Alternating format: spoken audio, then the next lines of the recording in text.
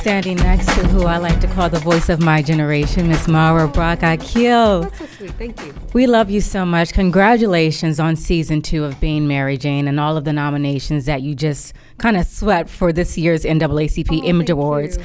I was speaking earlier about how you in some way have given some sort of sexual freedom to African American women, because we can be a little shut back when it comes to the topic of sex.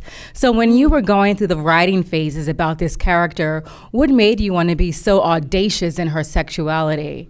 It's actually been a through line in my work. I feel as though it comes from my political view in that Black women have been sort of either you're asexual or you're a whore. And it kind of goes to my theme of I don't believe in positive images and I don't believe in negative images.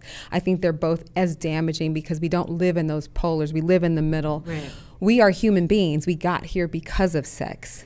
Being sexual is normal. It is not deviant. And it is not, you're also not to be here untouched. Yeah. And, you know, it's so funny how even in the Black community will sort of embrace all sort of sexual content and conversation when it's with white people or you know, anybody other than ourselves.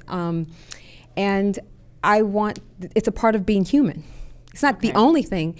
And she's a single woman. Right. She has sexual needs. Being sexual does not make you a bad person. It makes you a sexual person. Well, you've done a fantastic job of that. I mean, I saw the premiere at Urban World Film Festival and the scene, I think she was preparing for her date. Oh, yes. And I'm like, oh my God, when that hit social media, I knew it was going to be fun. But you know, it was funny, in this show, it was advice from a friend. That was actually advice that my mother gave me. And it actually has served me well. And it reminds you, and ultimately when you show a woman being consenting adult to sex and making choices, what that also is saying is she's responsible. And when you're responsible, you take care of yourself. You make choice. It's part of your decision, as opposed to being there for the convenience of someone else. Okay. And so my mother would remind me of that you know, well, we often think, oh, men think with that other head.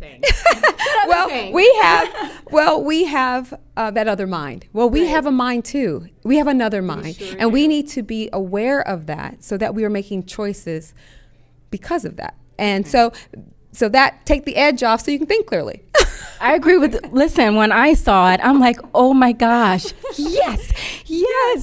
And I've come from TV. I mean, I've worked in TV news, and I was so there. Oh, good. You know, and when I saw it for the very first time, I cried. I mean, you did such an amazing job with it. Thank you. Going forward for season 2, are there any like tidbits that you can tell me about?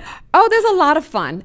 There's a lot of fun. There's a lot of healing. There's a lot of, you know, Mary Jane made a bit bold statement to David. She sort of, you know, trying to move on. But a lot of times when you want to move on, you take 2 steps back before you can take that step forward. We're going to see that. We're going to see that also reflected in her family and friends' life. Okay. She's going to, but, you know, girl still has an itch. You'll see how she solves that one this season. Okay. Without the boyfriend, you know.